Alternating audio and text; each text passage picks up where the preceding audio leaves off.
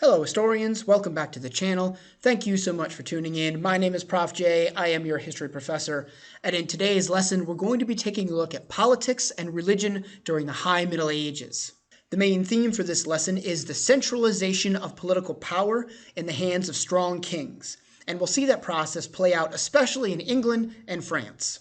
We'll also take a look at the reconquest of the Iberian Peninsula from the Muslims, the continued fragmentation of both Germany and Italy, and we'll take a quick look at the Russians and the Mongols in Eastern Europe. Our next order of business is to look at the Catholic Church and how it recovered from a series of problems that caused it to decline in the early Middle Ages. We'll explore the Investiture Controversy between Pope Gregory VII and Henry IV, King of the Germans. We'll explore the development of the Papal Monarchy under strong popes like Innocent III. And finally, we'll take a look at new religious orders being created like the Franciscans and the Dominicans and their activities. The final topic of study for today's lesson is the darker side of this period of religious revival in the High Middle Ages, including the persecution of Cathars and Jews and the instances of the Crusades. Without further ado, as always, it is time for history, so let's get rolling.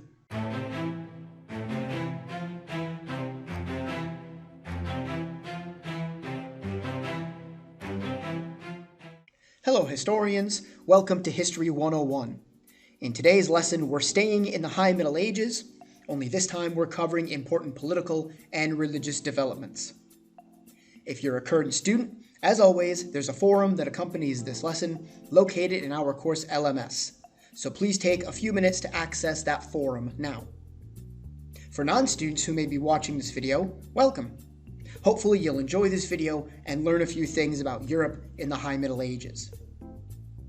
Now that my students have had enough time to get the forum up, let's get cracking, shall we?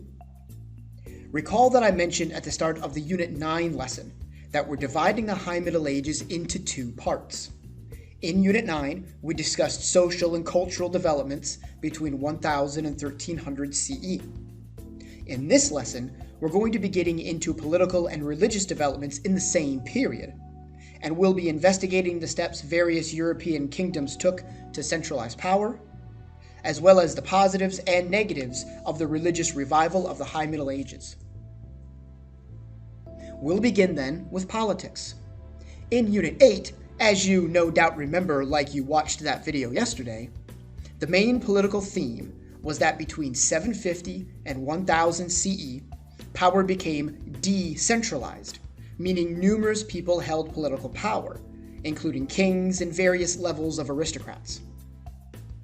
We also saw how by the end of the period, in the mid to late 10th century, political power was just beginning to re-centralize under figures such as Alfred the Great, Hugh Capet, and Otto I. That process will continue, and in some cases accelerate, during the High Middle Ages. The first kingdom we want to look at is England. Recall that Danish Vikings had occupied a large chunk of England called the Danelaw. By 1042, the line of the last Danish king, Canute, had ended, and Anglo-Saxon kings returned to power in the person of Edward the Confessor. Edward died in 1066, and power fell to one of his lieutenants, Harold Godwinson. However, there was another claimant to the throne. Across the Channel, in the French province of Normandy, Duke William believed he had a better claim to England's crown than did Harold Godwinson. William was a distant cousin of Edward's, and used that relationship as the foundation for his claim. The most generally accepted story of the conquest of England comes courtesy of the Bayeux Tapestry, made by the nuns at the convent of Bayeux. According to this source, Harold Godwinson was dispatched after Edward the Confessor's death to tell William that he was to become King of England. The two men had adventures together, including settling a rebellion against William by one of his vassals, and the marriage of Harold to William's sister. Harold, however, never mentioned the English throne. William heard only later that Harold claimed to be king, and decided to settle the matter through war. He gathered an army and crossed the English Channel, landing near Hastings, where his army faced off against that of Harold. The Anglo-Saxon army, however, had just completed a forced march to get to Hastings, after defeating an invasion in northern England by Swedish Vikings. Nonetheless, they put up a spirited defense, but were eventually worn down by the Norman knights on horseback. Harold Godwinson was killed in this battle, after which William proceeded to London and was proclaimed king. William, now known as the Conqueror, took a number of steps to centralize control of England under his rule. First, he claimed the entire kingdom as his personal possession, and only distributed land to loyal followers. He retained possession of about 1/5 of all the land, making him one of the largest landholders in England. This meant that every noble who held land in England did so at William's pleasure, and could therefore have their said land confiscated if they misbehaved. Also, in 1186, William issued the Oath of Salisbury Plain, which made all sub-vassals loyal directly to the king instead of their immediate lord. This effectively reversed what was happening on the continent, where vassals were obligated to serve their immediate lord only. The king had no power over them. Now, in England, every aristocrat, every knight was under William's direct command. The same year, William commissioned the creation of the Domesday Book, a statistical record of holdings throughout England.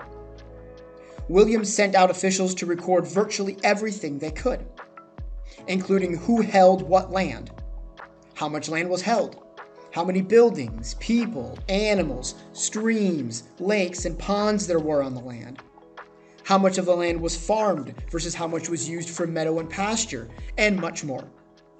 Information is power, and with this much information, William and other English kings would increase their power over everyone in England. William also maintained the Anglo-Saxon administration discussed in Unit 8, dividing the kingdom into shires, each run by a sheriff. In 1135, the last of William's sons, Henry I, died, leading to a civil war. In 1154, a new dynasty, the Plantagenets, came to power with Henry II, who ruled from 1154 to 1189. Henry succeeded in expanding the power of the throne when it came to finances and justice, but had less luck trying to control the church. Henry II expanded England's financial office, known as the Exchequer, due to the checkered cloth officials used as a counting device. Sheriffs collected taxes and brought them to the Exchequer, where officials counted them, and created receipts using pieces of wood coated with wax. Marks were made in the wax, and one piece of wood was given to the sheriff, and one was kept by the Exchequer officials, so each had a record of payment. In terms of justice, Henry expanded the number and type of cases that would be heard in royal courts, and also built more of them across the kingdom. This lessened the power of local nobles by removing some of the cases they would normally hear in their manorial courts. It also expanded the reach of Henry's law, which, since it was becoming common across the land, became known as common law, which also increased his power. His attempts to control the church in England, however, failed. Henry did not want ecclesiastical, or church, courts to be able to appeal to Rome, because as King of England, he felt the buck stopped with him. The leading church official in England, the Archbishop of Canterbury, Thomas Becket, disagreed. The dispute between the two became so heated that, in a fit of rage, Henry wished to be rid of the archbishop. Knights in the room interpreted this as an order, went to Canterbury Cathedral, and murdered Becket. Henry was forced to back down after public backlash to the murder. Henry's son John would be England's king from 1199 to 1216, and would set back the cause of reforming royal power. John was not liked by his nobles because he kept trying to expand royal power and devised new ways to tax the nobles. John also had the misfortune to come up against a very capable king of France, who successfully defeated England in battle numerous times and took much of the land England had controlled in France for decades. After failing to reclaim lost French land, the English nobility threatened to revolt against John if he did not agree to the Magna Carta, or Great Charter. John reluctantly did in 1215, signing a document that limited his power in numerous ways, such as preventing him from raising taxes without permission from the nobles and church, and establishing a system by which the nobles would enforce these new provisions. Magna Carta was not the democratic document some make it out to be. Rather, it aimed to return England to a previous era when kings and nobles were seen as equals and important limits were placed on royal power. The final English king to discuss is Edward I. He ruled from 1272 to 1307. He went to war against the Welsh and successfully conquered them, effectively expanding the power of the English monarchy. He also tried to conquer Scotland, but failed and instead began a conflict that would last hundreds of years. In terms of government, Edward I was the first to summon what would become known as Parliament. Before Edward, the word Parliament only referred to the royal council. In 1295, Edward was in need of money, and so summoned his royal council, high-ranking members of the church, but also invited each town and shire to send 2 representatives to discuss approving new funds.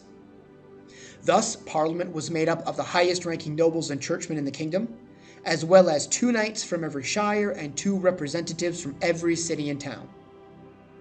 The former would over time become the House of Lords, akin to the U.S. Senate, while the latter would become the House of Commons, akin to the U.S. House of Representatives. From this point on, the king and Parliament would be the 2 branches of England's government. And although relations were at times strained, Parliament wasn't going anywhere. Let's pause here for our first review of this lesson.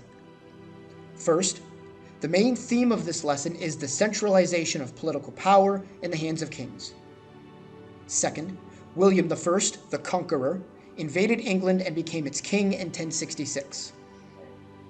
William established a system in which he held power, and everyone else was responsible to him. Third, Henry II became king after a civil war, and did much, through legal developments and the expansion of the exchequer, to increase the power of the monarchy. Fourth, some of this centralization was undone by King John, who angered nobles, lost lands in France, and was forced to sign the Magna Carta, limiting his power in England.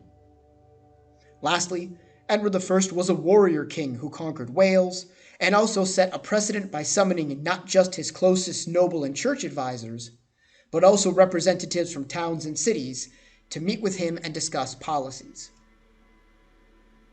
Moving on to the European continent, we see France doing many of the same things we just saw various kings in England do to centralize power. When Hugh Capet was first named King of France in 987, he only controlled a small island of territory around the city of Paris. Later kings in his line would add great amounts of land to the royal domain, and by doing so, become more powerful than the other nobles in France. Philip II was given the surname Augustus, sound familiar? Due to all of the territorial expansion that took place during his rule. King from 1180 to 1223, Philip proved adept at warfare, and as mentioned earlier, took a great deal of land in France away from the King of England. Just as William I had done, Philip kept some of the land for himself and granted the rest out only to loyal followers.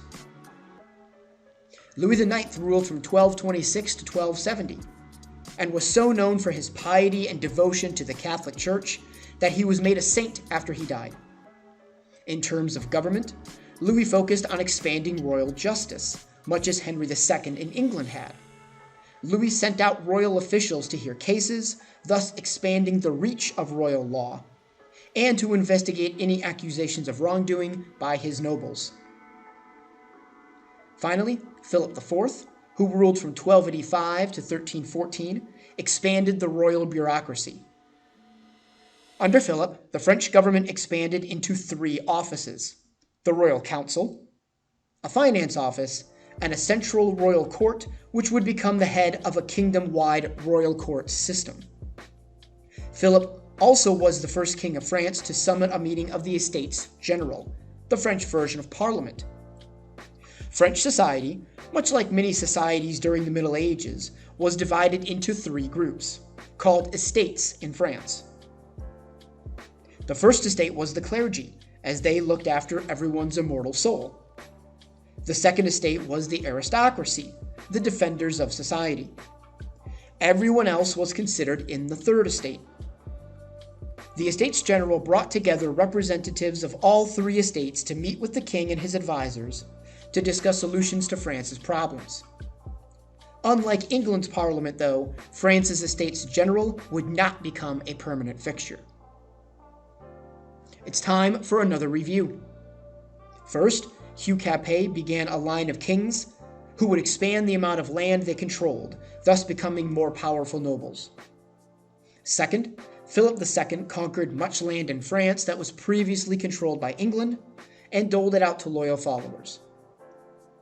Third, Louis IX expanded the reach of royal law, and Philip IV expanded the central government into three main branches: the Royal Council, a finance office, and a royal court system. France's western neighbor, Spain, was controlled by Muslims for most of the Middle Ages, and much Spanish history is wrapped up in the Reconquista, the reconquest of the Iberian Peninsula from Muslim control. Small Christian kingdoms emerged in northern Spain by the 10th century, and from the 11th to the 15th century, those kingdoms slowly grew, taking over territory as they expanded south. Portugal, Aragon, and Castile were the three most powerful, and by the 13th century, the Muslims controlled only the Kingdom of Granada, which made up a small part of southeastern Spain. Granada would finally be taken in 1492, the same year Christopher Columbus would land in the New World on behalf of Spain. During the process of the reconquest, Spanish rulers would entice their followers to take part in war with a process known as repartimiento, granting lands, houses, and other wealth to those aiding in the conquest of the peninsula. Those same rulers also issued fueros, or written privileges granted to those willing to move to conquered areas and begin populating them with Christians. These fueros became so important that future Spanish kings needed to promise to respect them upon ascending the throne. Moving now into Central Europe, we find the destinies of Italy and Germany tied together. As mentioned in a previous lesson, powerful German nobles often chose the weakest among them to be king and emperor. Weak kings would allow these nobles more freedom from the centralizing tendencies of kings in England and France. In response, German kings exercised control over the Catholic Church in their lands. Usually this manifested in German kings appointing church figures like bishops, and using them as administrators and vassals. Since these bishops were celibate, or were supposed to be, there wasn't any risk of sons inheriting offices, which left the German king in charge of them. Appointing church figures also gave German kings an administration separate from the powerful nobles. They could rely on bishops they appointed to execute their orders. For most German kings, Italy was a tempting target to expand their power. There was no centralized political power on the Italian peninsula. It was divided into many different principalities. In the north, powerful cities like Venice and Genoa came to dominate the regions surrounding them, and were reminiscent of Greek city-states. In the center of Italy, the popes administered the Papal States. In the south, Norman knights established a multicultural kingdom. None of these entities had power over the others. Frederick I, nicknamed Barbarossa, or Redbeard, wanted to add Italy to what he called a Holy Empire, that would later be known as the Holy Roman Empire. Unfortunately for Frederick, his forces were defeated by an alliance of northern Italian city-states in 1176. When he threatened another invasion, a deal was struck, by which the Italian city-states secured their independence via a yearly payment, which gave Frederick financial independence. He also secured a marriage between his daughter and the heir to the Kingdom of Sicily in southern Italy, and so seemed on the verge of uniting all of Italy and putting it under German leadership. Frederick I's early death, however, squashed hopes of an expanded Holy Roman Empire. His son and heir, Frederick II, was only 2 years old at the time of his father's death, but would grow to be one of the most dazzling rulers of the Middle Ages. He grew up in Sicily, surrounded by various languages, customs, and traditions. He became incredibly learned and had a diverse court. After being crowned emperor in 1220, he gave the German princes essentially free rein, while he pursued his main goal of uniting Italy under his rule. He was opposed not only by the northern Italian city-states, but also the Pope, who did not want to submit to a German emperor. Eventually, Frederick II would lose the war for Italy, which would remain divided until the 1860s. As for Germany, leaving the nobles in charge kept the kingdom divided into dozens of independent principalities for centuries. A united Germany would not emerge until 1871. In Eastern Europe, there are two main groups to discuss: the Mongols and the Russians. The Mongols were first united under Temujin, who took the title Genghis Khan, or Universal Ruler. The Mongols under Genghis conquered much of China and the Korean Peninsula. One of Genghis's grandsons, Kublai Khan, completed the conquest of China, established a new dynasty there called the Yuan, and built a new capital city on the site of today's Beijing.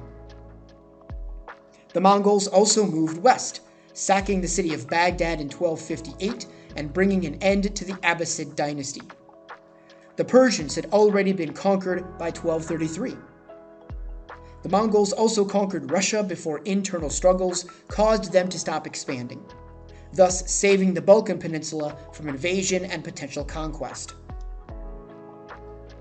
In Russia, the Kievan Rus state, based in modern-day Ukraine, was the first centralized Russian state. It converted to Christianity in 987, and although the political entity did not last, the conversion did. Russian Christianity was more similar to Eastern Orthodox Christianity, coming from the Byzantine world, than Western Catholicism. Although the Mongols conquered Russia, they could not occupy all of the land themselves. I don't know if you know this, but Russia is like a huge country. What they did instead is appoint Russian princes to be in charge, gave them considerable leeway, and made them pay tribute. One of those princes, Alexander Nevsky, worked with the Mongols and was rewarded with the title of Grand Prince. Nevsky's descendants would come to rule the area around Moscow first, then all of Russia. Let's take a breather and review the material we just covered. First, most of Spanish history during these centuries is taken up by the reconquest of the Spanish peninsula from the Muslims and the efforts to colonize those lands. Second, Italy and Germany were both broken up into numerous political entities. Various German kings like Frederick I and II tried to unite the two together, but were unsuccessful, and both nations would remain fragmented for centuries to come. Third, the Mongols were a seemingly unstoppable force, conquering the Persians, ending the Abbasid dynasty, and conquering Russia, before internal problems brought a halt to their expansion. Finally, the Kievan Rus state was the first Russian state, and although it did not last, its decision to convert to Christianity did. That whirlwind tour of Europe completes our look at the political developments of the High Middle Ages. It's time to move on then to look at the positives and negatives of a religious revival that took place during this time. During the course of the early Middle Ages, the institutionalized Catholic Church experienced a period of decline. Popes served as administrators of the Papal States, and those responsibilities often pulled them away from their spiritual obligations to the faithful. European lords, as we discussed earlier with Germany, used bishops as vassals, and required of them things like payments and even military service. Finally, invasions by Vikings, Muslims, and Magyars in the 8th and 9th centuries that attacked monasteries led to a decline in monastic discipline. All in all, every level of church organization was not attending to its responsibilities. Beginning in 910, we see a movement to fix the issues within the church, based largely on a revival of spiritualism and religious fervor. In France, Duke William of Aquitaine founded a new monastery called Cluny. This monastery was created to be independent of any noble control, so it could focus just on its spiritual duties. Monks at Cluny rededicated themselves to the rule of Benedict, and their discipline influenced hundreds of monasteries, old and new, across Europe. The desire for reform reached the highest levels of the church, as popes sought to fix problems and expand church power. Gregory VII took issue with lay investiture, the practice of secular or non-church officials like kings and princes, appointing people to religious offices, like that of bishop. A conflict almost inevitably arose between Gregory and Henry IV, King of the Germans, who appointed many of the bishops in Germany as a means of maintaining some power and control in the face of a strong German nobility. The struggle between these two men over, essentially, who had more power, the king or the pope, is known as the Investiture Controversy. Gregory threatened to excommunicate the king. Excommunication is when the church refuses church services to a single individual. That individual can no longer attend Mass, have their confession heard, be buried in a Catholic cemetery should they die while excommunicated, have their children baptized should they be excommunicated, and other Christians were forbidden from interacting with them. The idea was that, for a God-fearing people, removing the protections offered by the church would be so serious that they would do anything to have the excommunication lifted. Henry IV, however, refused to be cowed. He gathered together the German bishops that he had appointed, ones that were therefore loyal to him, and deposed the pope, meaning they issued a statement saying they no longer recognized Gregory as the pope and called for the election of a new one. Gregory responded by excommunicating Henry IV and issuing a statement to all of the German people saying they no longer had to obey him, because as an excommunicated king, the church no longer recognized his authority. This was a shrewd move, as it freed the German nobles from any obligations or loyalty to Henry. The Pope also began traveling to Germany to meet with the aristocracy for the purpose of electing a new German king. Henry IV realized he had been outmatched and met the Pope in northern Italy at a mountainside castle in Canossa. Here, Gregory made the German king wait 3 days before granting him absolution and lifting the ban of excommunication. The German nobles and people were to obey Henry once more, but in a few years the two leaders were at odds again. The issue over lay investiture would not be settled until 1122, when a new king and a new pope were in power with the Concordat of Worms. According to this arrangement, a new bishop was chosen by the church, then underwent 2 ceremonies, one in which he was approved by the German king, and one in which the pope granted the new bishop their spiritual power. The Investiture Controversy indicated the growing power of the pope and how far the church was ready to go in order to reform and strengthen itself. By the 12th century, the Catholic Church had developed a centralized structure and a clear chain of command. It looked much like the organization of centralized monarchies in England and France, and is therefore known as the Papal Monarchy. At the top of the pecking order was, obviously, the Pope, the Vicar of Christ on earth. The Pope directed the Church and made the most important decisions. Under the Pope came the Papal Curia, staffed by cardinals. Their main job was to take over administration of the Papal States so that the Pope could focus more on his spiritual obligations. Next in line were archbishops, who were in charge of an administrative area known as an archdiocese. Then came bishops, who ran administrative districts known as dioceses. Finally came parish priests, who oversaw, you guessed it, parishes. This structure gave the Catholic Church stability and strength, and as I mentioned a moment ago, established a clear chain of command. Orders would come from the popes, passed through the curia to the archbishops, who passed them on to bishops, who ensured parish priests went along. If problems arose that were too big or serious for a priest to handle, bishops got involved. If they couldn't solve the problem, then archbishops and the curia would intervene. The most serious of problems would be bumped up the chain all the way to the popes. The best example of strong popes during the era of the Papal Monarchy is Innocent III. He was not afraid to use the religious weapons at his disposal to bring even the strongest of kings in line. For example, King Philip II of France wanted his marriage to his wife annulled because she was not producing sons. Innocent argued no. As king, he needed to set an example for his people, and marriage was supposed to be permanent. When Philip tried to argue against this, Innocent threatened him with excommunication, which sufficiently cowed the French king. Additionally, Innocent got involved in a conflict with England's King John. When the Archbishop of Canterbury died, Innocent chose someone to replace him and sent him to England. John, however, believed that as king, he had the only right to appoint a new archbishop. The dispute heated up so much that Innocent put England under an interdict, which effectively closed down all church services, with a few exceptions, across the entire kingdom. The idea behind an interdict is that by denying an entire kingdom the protections of the church, the people would put pressure on their king to seek absolution. England was under interdict for 6 years before King John relented and let the Pope's chosen man enter England and become archbishop.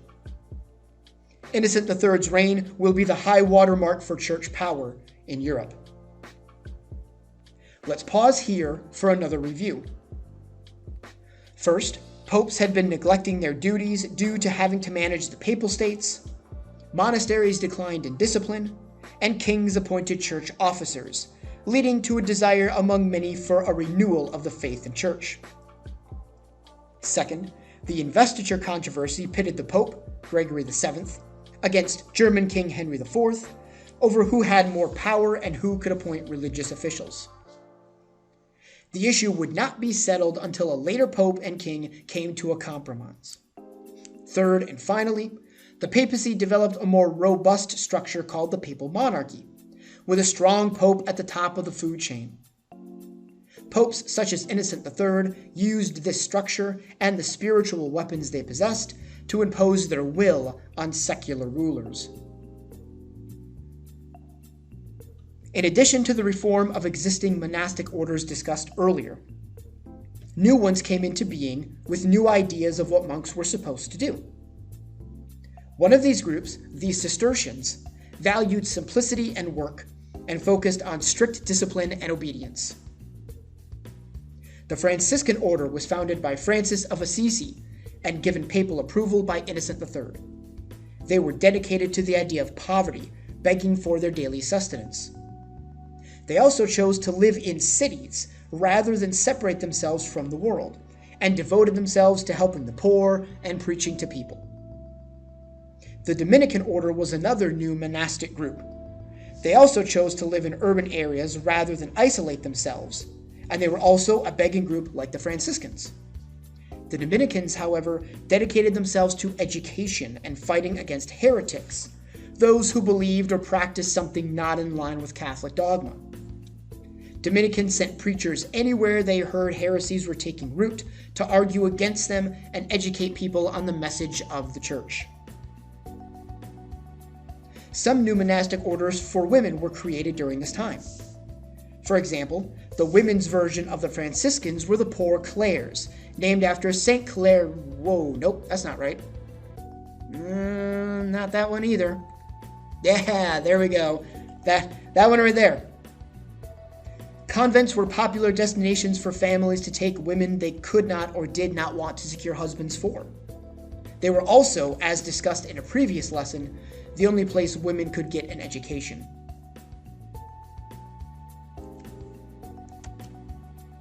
Many monastic groups performed vital social services, including feeding the poor, growing medicinal plants, and running hospitals.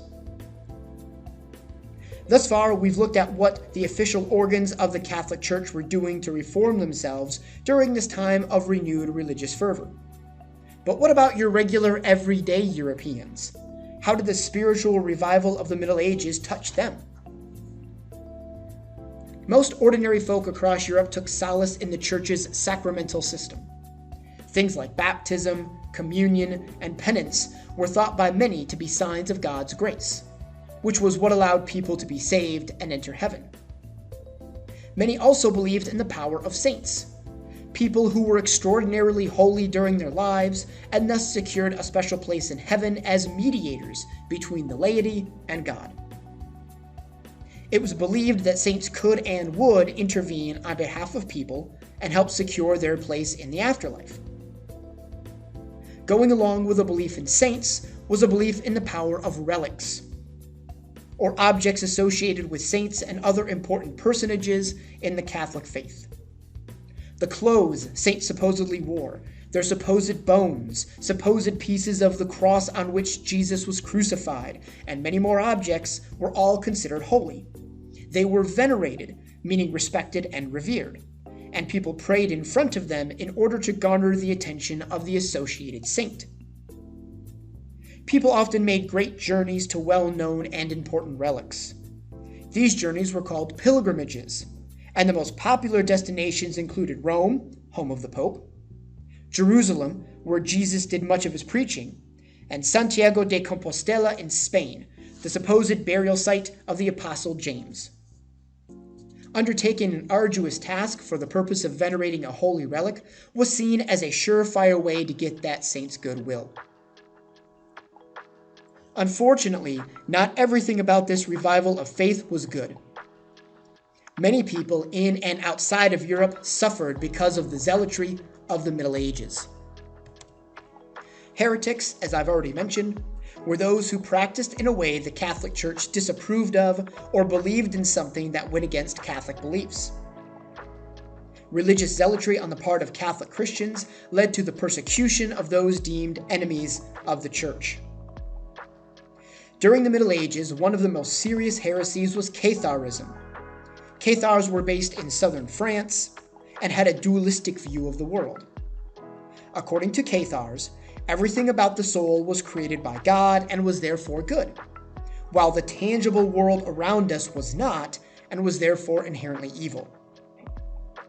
Because the Catholic Church was made up of buildings and the bodies of people, it was evil, a notion the Church had a slight problem with.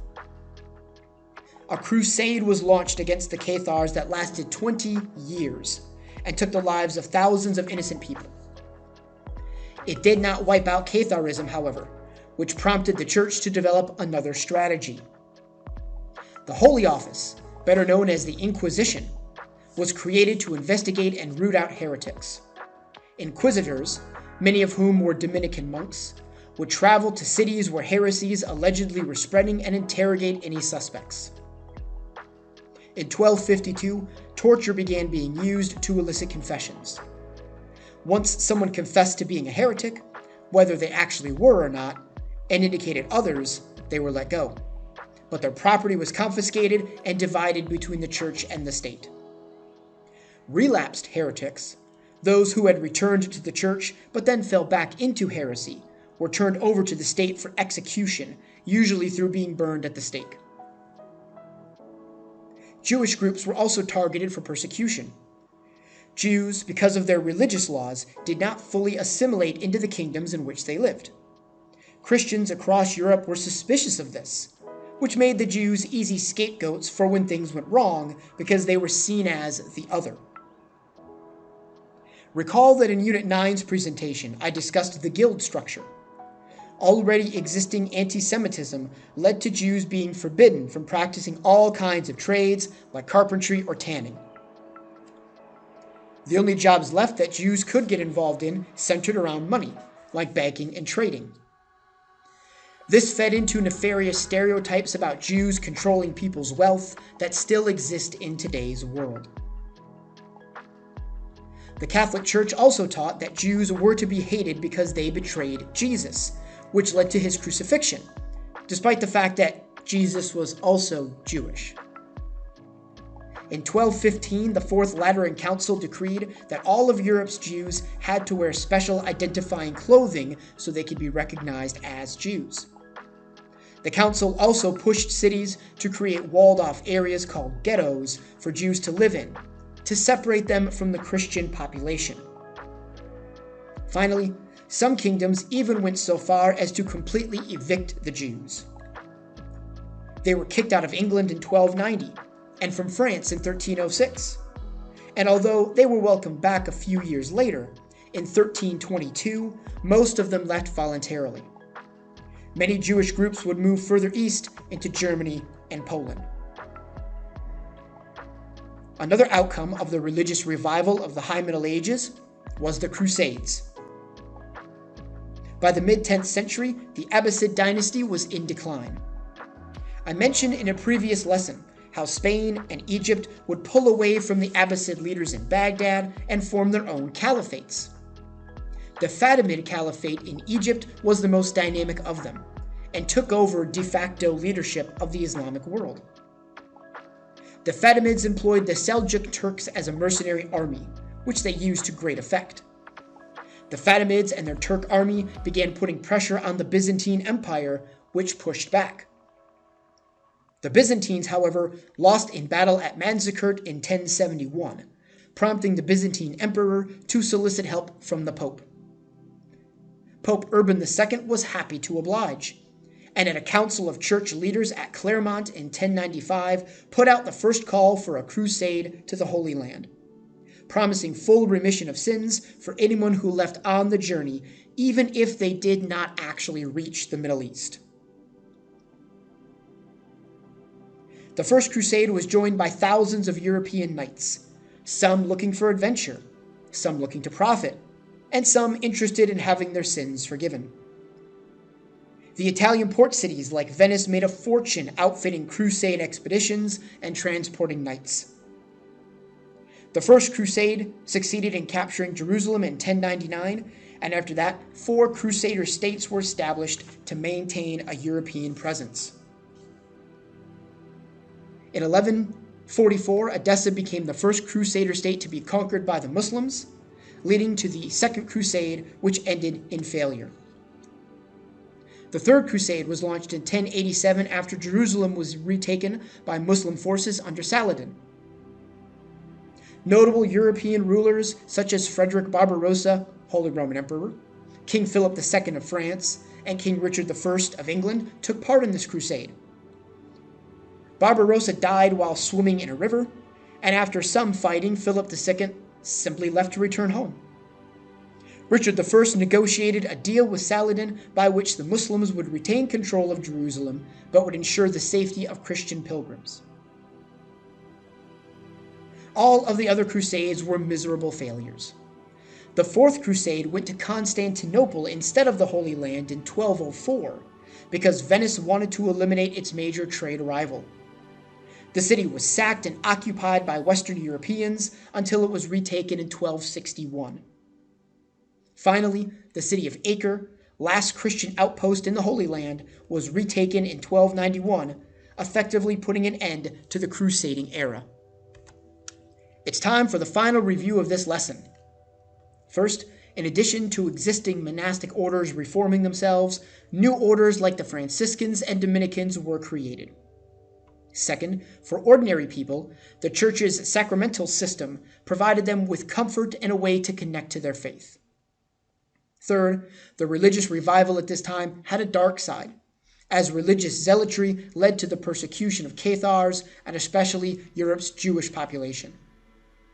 Lastly, the Crusades were another consequence of this religious revival, with the First Crusade succeeding in taking Jerusalem, but subsequent crusades ended in failure. That does it for Unit 10. In today's lesson, We learned about how various European kingdoms became more consolidated and centralized. We also looked at the revival of faith in the High Middle Ages, with both its positive and negative outcomes. If you have any questions, please leave them in the comment section below or email me if you're a student. If you'd like to know more about the topics discussed in today's lesson, here's a short list of books you can check out to get started. Also, behave yourselves in the comment section. Please don't make me spend time policing it. Thanks for watching, everyone, and I'll see you all again in the next video.